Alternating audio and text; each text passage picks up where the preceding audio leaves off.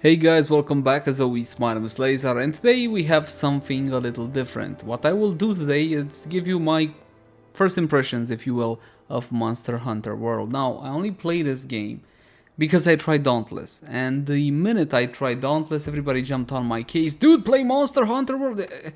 And even though I was like, please, just let me play the goddamn game, everybody kept hassling me about it until I eventually had to have a look. Since, well, everybody said it was better. Now, undoubtedly, this is a better game. Okay, we're not even gonna discuss that. This looks absolutely freaking amazing. Take a look at the quality. This is basically max settings in ultra wide, my friends. That is 1440p, 3440 by 1440, and it's just beautiful. It's just bloody amazing, and it keeps smacking me in the face like, look how gorgeous I am. Ain't I cute? Don't you want to invest more in me? And you know what? I'm gonna do just that. Now, this will be a chilled, laid-back vid. I'm just gonna give you my thoughts about this game as I come across them, and we're also gonna be going to fight a monster because that's what people do in Monster Hunter World. Uh-oh, I went the wrong way, but it's fine. So first off, it's the first time I feel like a peasant while playing on PC because Monster Hunter World is a console game, is a traditional console game. I have heard a lot about this series. Never really had time to actually play it on my consoles though. It came to PC about a year ago, and the console guys right now, for example, are enjoying a brand new expansion pack called Iceborn. It's not on PC. It's weird to be in this position that normally console players are. And the console guys have Iceborn, we on PC gotta wait until next year. It's not gonna be a long wait, but still a wait is a wait. I don't mind that. Honestly, I do not have a problem with that because as a player, I don't really care. More content later is absolutely fine. And as a content creator, I quit making hype vids a while ago. So, all cool with me. Let's go on, you know what? Let's just go free roam, yeah? I think that's a good idea. Let's just go free roam. Now, I'll warn you from the get-go. I am a 100% noob. 100% noob. 100% noob. So you're probably gonna see a whole lot of things that you think are cringy and weird and all whatnot. So let's go to the Sultan Camp because I want to show you the absolutely freaking gorgeous detail that this zone has. In every single zone that I have come across, this has been the one constant. It looks bloody amazing. Now, with that out of the way, the sound is also fantastic, especially if you got some spatial headphones. I'm talking about some 7.1s, or maybe you have something hooked up to your PC. It's beautiful. The sound is beautiful, very immersive, on point every single bloody time. But now we're gonna have to talk about the things that I don't enjoy so much. First of all, it's very clear that this was done by console devs. I'm not saying that the port is bad. The port is decent. Hey, decent at best. Alright, but when it comes to the actual controls and the way they implemented everything, it is a little bit on the weird side. Now, I'm not saying it's unplayable or anything like that. Definitely playable, but it will take you a while to get used to. And to be honest, the whole multiplayer experience is, in a word, atrocious. 100% atrocious. If you want to play with your friends, you will have to jump through a lot of hoops. To make things very simple, if you have not seen a cutscene and your friend has seen a cutscene, you can play together. You gotta see the cutscene, then you gotta join the session of your friend, then you gotta like light an SOS, then they gotta join you or they can join you directly. It's extremely complicated, cumbersome, and I had to ask, why? What is the point to all of this? Why can't we just drop in and drop out like, you know, most games do it, even indie games do it? Apparently, the developer is very attached, very happy with their story. By the way, you see that monster off into the distance? We're gonna go hunt him. It's very attached to their story. So they really want to make sure that each and every single player goes through the story single player. And you know what? I can respect that. I can 100% respect that, but it causes a lot of problems on the multiplayer side. And when I say a lot of problems, I mean you're ruining the enjoyment of the game when you make a player jump through hoops just to play with his friends. It doesn't really seem all that reasonable, no matter how good the story is. Now, I haven't progressed through the story just yet, so I'm not qualified to talk about it, but so far, hey, it's a decent story. It's nothing I haven't heard of before or anything too fantastic and all whatnot, but sure, it's a decent story. Now, every single map that I have come across has verticality to it, which is just bloody amazing. I mean, again, look at this. Just look at this. It's fantastic. And what's even more fantastic, that everything that you see here can run on console. Okay, fine, it cannot run ultra-wide. No, console. I don't think console can run ultra-wide, but it can definitely on console.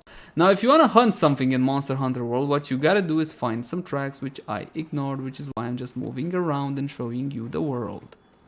Oh, footprints! Footprints! Oh, this is exactly what we're looking for.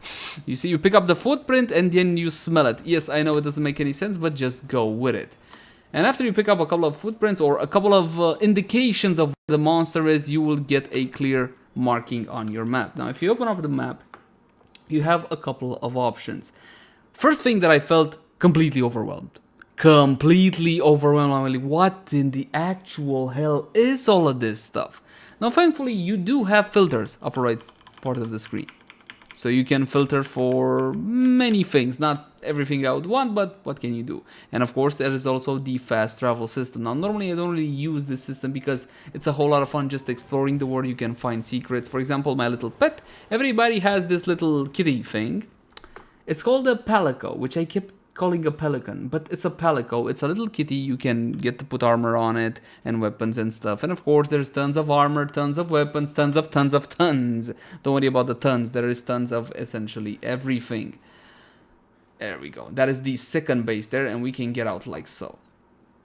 Smooth sailing, no problem whatsoever. Now, the combat and the traversal system and the movement system in general is a lot more enjoyable, is a lot more responsive, and is a lot more hassle-free if you are gonna use a controller. Now, of course, I can use a controller. I can use my Xbox 360 controller, which definitely makes your life a whole lot simpler. Now, the reason why I don't do that is because I want to check it out how she handles with mouse and keyboard as well. But again, ideally, you would want to play with a controller because the whole game is thought of for consoles, and you will feel it. Not just in the controls, but in the menus, in the way you click back, escape, so on and so on and so forth. But considering what you are getting here, for 20 bucks, I picked this one up for 20 bucks. Currently on Steam is 60 bucks, but you can find it on other websites for 20 bucks. For 20 bucks, there is a whole lot of game here. Currently, I have in Monster Hunter World about 30 hours, and I feel like I am a total noob and I haven't really learned much of anything. And I met all sorts of veteran players that kept getting me information, but when there is so much in a game, the amount of information that's coming towards you feels like a mountain. Like an insurmountable mountain. Right? So that's how I feel right now. I'm like completely overwhelmed with everything. And you know what? Now the tutorials don't really do that good of a job of explaining to you and telling you exactly what you need to do. Oh, there's our monster way over there. But check out how beautiful this landscape is. My lord. Now onward with our hunt. So we're gonna try to find that beastie and put it out of its misery. Fun fact, my armor is made from its hide, because you gotta kill the beast multiple times, get the materials, make an armor if you want to, and of course different armors have different stats, different resistances, different bonuses, but again, I'm only at the beginning of the game, so I don't know that much. Now getting back to controls, again, you wanna use them ideally with a controller. A 360 pad would be just fine. They work fine with mouse and keyboard as well, but you're gonna have to make some tweaks, some settings here and there, just to make sure that you're not gonna have too many issues. Now let's see if we can find them down here. Usually roams around here somewhere. Now when you're fighting these monsters, it's not as simple as go and kill them, and when it comes to the combat, you will see it wants to be a spectacle fighter. It really does, but it's not. And it can't be, not really. It's a little bit slow and it's a little bit on the clunky side. Now, you see, you have all these gathering materials that you can make all sorts of things from traps. For example, you don't have to necessarily kill the monster. If you want to, you can trap it, which in fact will yield more resources for you. So, you have options. Let's see, maybe we can find him over here. There he is! Now, he has a name that I can't really pronounce, so... It's the, Palomu! I think. Every time these monsters roar, unless you have some kind of protection, you will get a little bit staggered. And as you will see, the fight is not really too action oriented, at least not at this super low level. You gotta be a little bit tactical, a little bit Dark Souls, but not that Catholic, to be honest. Just dodge the attacks, watch for your opening, then go in there. Now the weapon that I am using is absolutely fantastic because it allows you aerial combos such as this. Now, staying in the air does provide a little bit of a benefit. Now, you see I took a little bit of damage, I'm gonna pop a potion. It takes a while for the potions actually to take effect. Time in which the monster can, well, kind of deck you for the most part.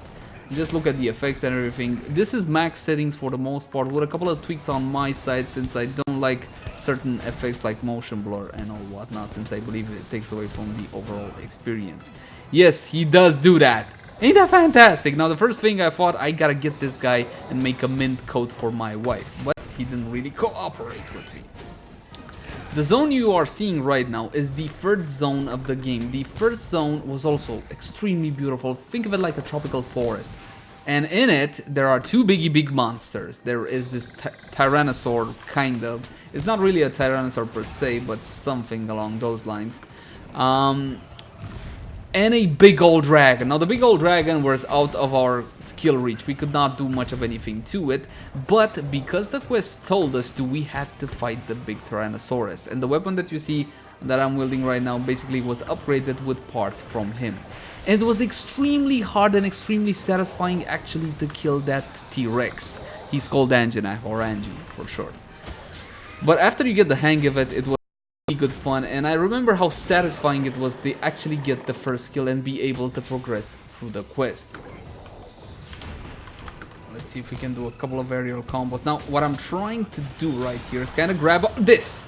I grabbed onto his back right now. Haha! I have you now, beastie. And what you gotta do is try to get him like knocked down on the ground. You gotta move from front to back, do a couple of hits, make sure he won't get you off his back.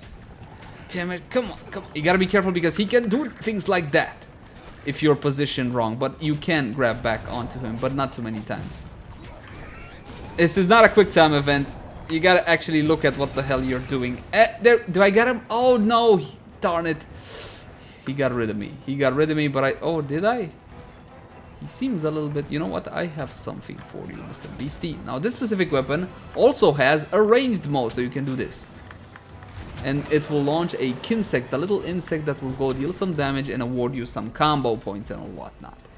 Now, these monsters will retreat from time to time after you deal a certain amount of damage to them. And as you can see, there is no health bar, which is so frustrating for me.